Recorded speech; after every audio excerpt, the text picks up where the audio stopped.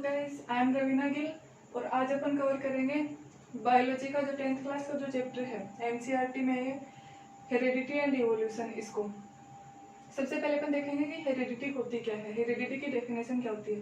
Simple language में अगर आपको समझाऊं तो अपने पेरेंट्स के जो गुण हैं या जो कैरेक्टरिस्टिक्स हैं वो अपने अंदर आते हैं, उनको अपन क्या होते हैं, हेरेडिटी बोलते हैं। ठीक है, इसको अगर उस अपने साइंस की लैंग्वेज में देखेंगे तो क्या है, the transmission of characteristics from their parents to their offspring is called heredity।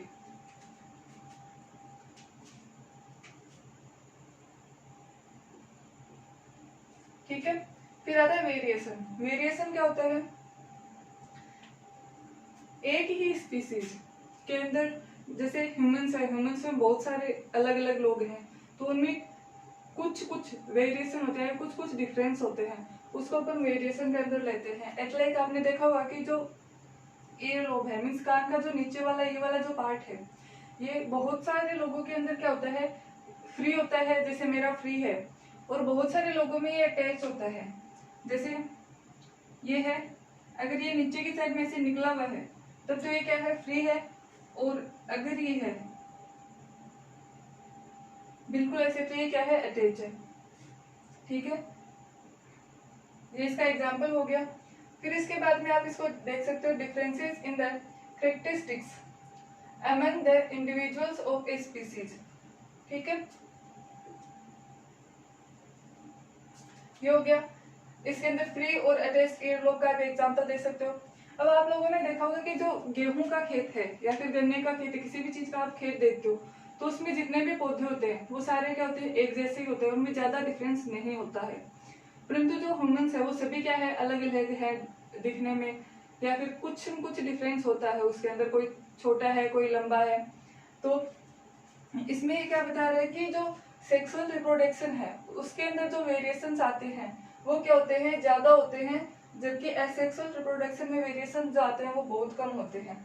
फिर इसके बाद में आता है क्रोमोजोम। क्रोमोजोम होता क्या है, क्रोमोजोम एक थ्रेड लाइक स्ट्रक्चर होता है जो अपनी जो सेल होती है उसके न्यूक्लियस के अंदर प्रेजेंट होता है।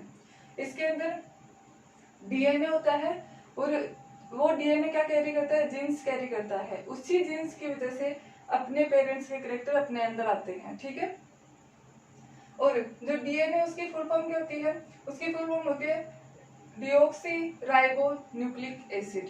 ठीक है, आरएनए की होती है राइबो न्यूक्लिक एसिड। इसके बाद में आता है जीन की डेफिनेशन दे रखी है, जो मैंने आपको पहले बता दी है कि ये क्रोमोजोम होता है उसके डीएनए के अंदर प्रेजेंट होता है, और जो पेरेंट्स के जो कैरेक्टरिस्टिक्स होते हैं वो बच्चों में इसी के कारण आते हैं। मींस ये कैरेक्टरिस्टिक्स को क्या करता है, कंट्रोल करता है। फिर इसकी अगर आप दूसरी डेफिनेशन देखना चाहो तो एक यूनिट होती है हेरिडिटी की, जो ट्रांसफर करती है कैरेक्टरिस्टिक्स को पेरेंट्स से उनके ऑफस्प्रिंग या फिर उनके बच्चों के अंदर। ठीक है, जो जीन्स है वो हमेशा पेयर्स में काम करते हैं। लाइक ये दो दो के पेयर में होते हैं, टोल का हो गया तो ये हो गया कैपिटल टी स्मॉल टी, या आप मैंगल का जो इफेक्ट देखोगे उसमें ज्यादा क्लियरली समझ पाओगे।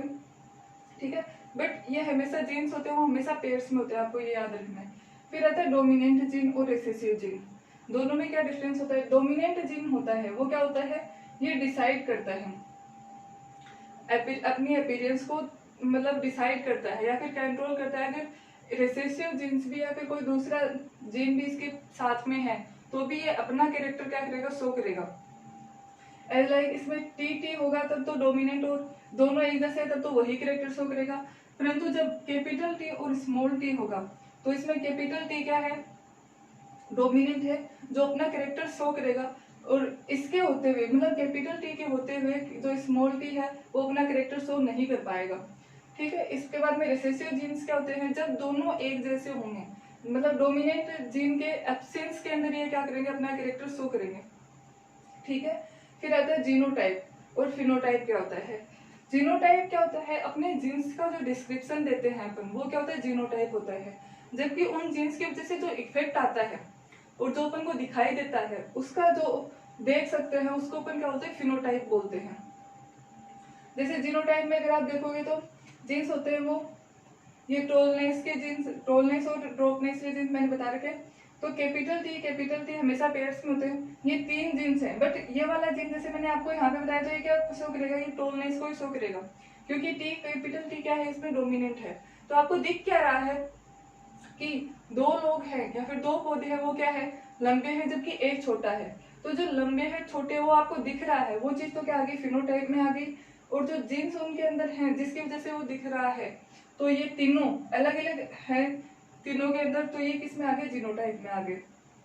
ठीक है, अब एक बार इसका आप स्क्रीनशॉट ले लो, इसके बाद में थोड़ा सा डेफिनेशंस और बची हुई हैं, उसके बाद में मेंडल का जो इफेक्ट था वो करेंगे। ठीक है,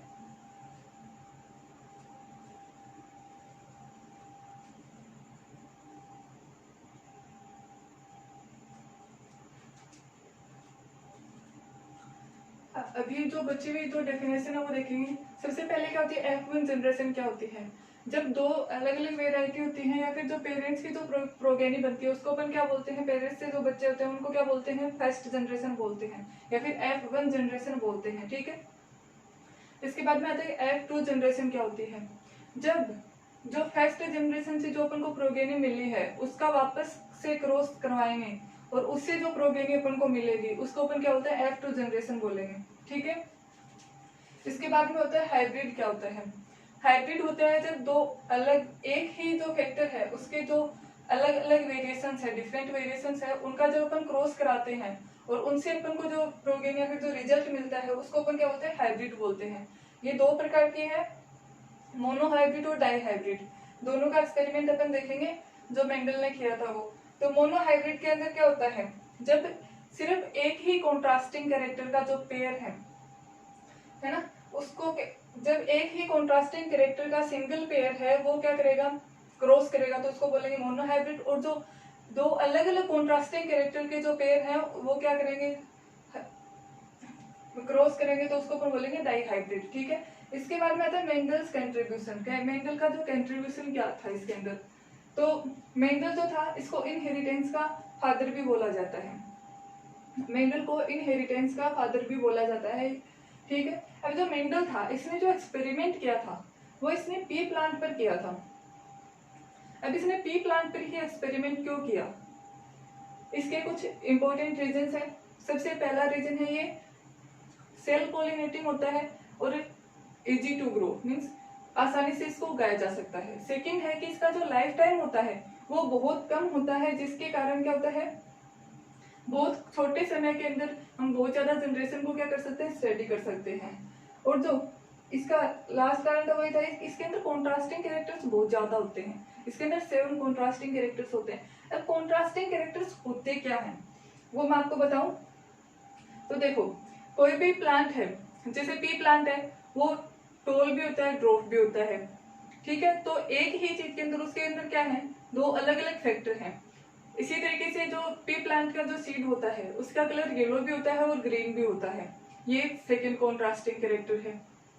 ठीक है, और उसकी जो शेप है, जो सीड की शेप है वो राउंड भी होती है, रिंकल भी होती है।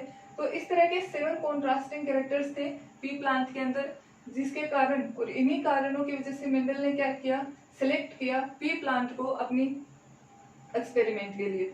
अब मेंडल का जो पहला एक्सपेरिमेंट था जो उसने मोनो हाइब्रिड के लिए किया था उसको अपन देखेंगे। तो इसका मैं सीधा सीधा आपको यहाँ पे बता देती हूँ एक बार।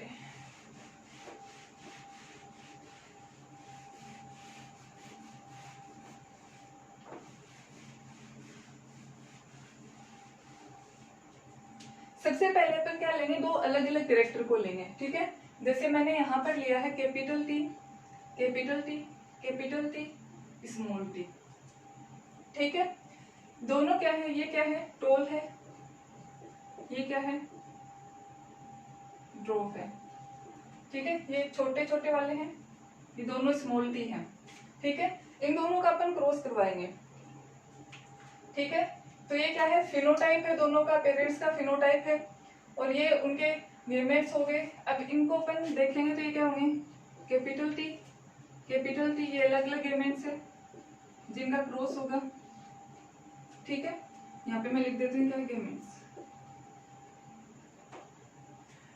ये फिनोटाइप है, ये जीनोटाइप है। ठीक है, जो पेरेंट्स है उनका। अब इनका क्रॉस करवाएंगे। सबसे पहले मैं इसका क्रॉस करवाती हूँ इसके साथ में, तो अपने पास में क्या आएगा result, capital T and small T. ठीक है, फिर इसी का क्रॉस करवाते हैं सेकेंड वाले के साथ में, सेम आएगा, यहाँ पर एक कैपिटल टी है और यहाँ पर एक स्मॉल टी है, कैपिटल टी और स्मॉल टी। फिर इसका क्रॉस करवाते हैं किसके साथ में, इसके साथ में, फिर से एक कैपिटल टी है और एक स्मॉल टी है, फिर इसका क्रॉस करवाएंगे इसके साथ में, तो यहाँ पर भी एक कैपिटल टी है और एक स्मॉल टी है। ठीक है, तो ये जीनोटाइप आ गया किसका, जो F1 जनरेशन आई है उसका जीनोटाइप आ गया। फिनोटाइप इसके अंदर क्या है कि सारे प्लांट्स क्या होंगे, टोल होंगे। क्यों होंगे, कि जो कैपिटल टी है ये क्या है, डोमिनेंट कैरेक्टर को शो करेगा, या फिर डोमिनेंट जीन है ये, तो यह अपना कैरेक्टर शो करेगा, और ये जितने भी प्लांट्स होंगे वो क्या होंगे, टोल होंगे। ठीक है, इसके बाद में जो मेंडल था उसने सोचा कि इन दोनों को जो प्लांट जो आए हैं, प्रोडक्ट आए हैं, उनको क्या करेंगे, आपस में क्रॉस करवाएंगे। तो क्या मिलता है अपन को देखते हैं।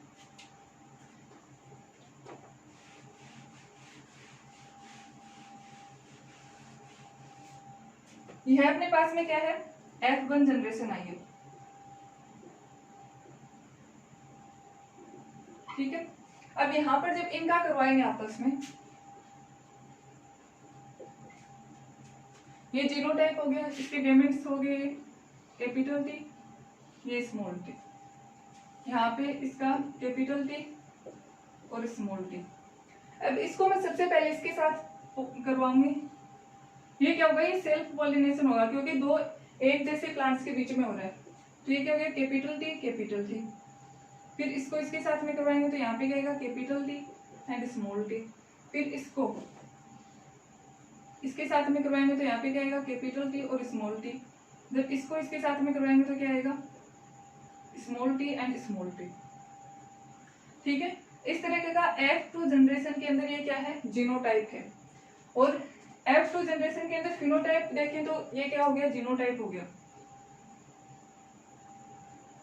ये गेमेट्स है, ये F1 जनरेशन वालों का लिया है तो उनका जीनोटाइप हो गया, ये गेमेट्स हो गए।